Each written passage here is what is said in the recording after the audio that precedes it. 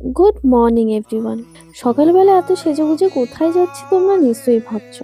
আজ আমাদের স্কুলে রবীন্দ্র জয়ন্তী সেলিব্রেশন, তাই সকাল থেকে একেবারে রবীন্দ্র অনুরাগী সেজে বসে আছি। এই পরনে সাদা শাড়ি, লাল ব্লাউজ, কেমন লাগছে বলো তো। সিম্পল মেকআপ করছি কারণ গরমটাও অনেক, কিন্তু সমস্যাটা হলো শাড়ি পরা নিয়ে। শাড়ি পরতে প্রায় আমার 1 ঘন্টা লেগে গেছিল। আমি না শাড়ি পরতে পারি না, অবশ্য এর আগেও বলেছি।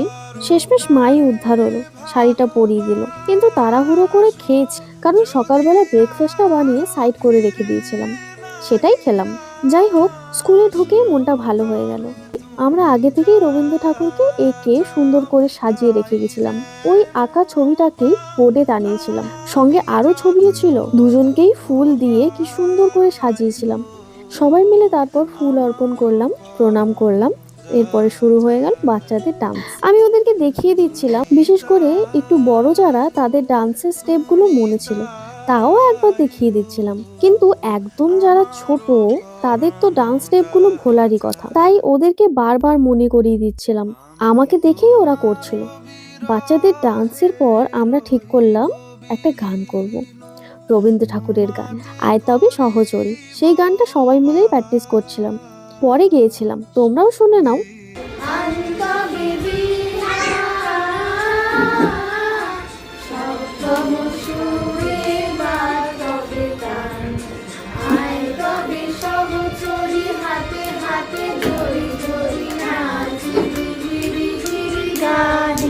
বাচ্চাদের ছুটি হলো 12টার সময়। এরপর স্যারের সাথে একটু গল্পগুজব করে বাড়ির দিকে রওনা দিলাম। আর তখনই রোদের তেজ। স্কুল থেকে বেরোতেই রোদটা এমন ভাবে বেড়ে গেল, কি বলবো।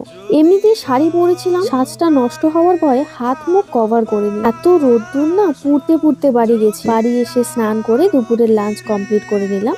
এভাবেই মজায় মজায় কাটলো আমার স্কুলের রবীন্দ্র জয়ন্তীটা।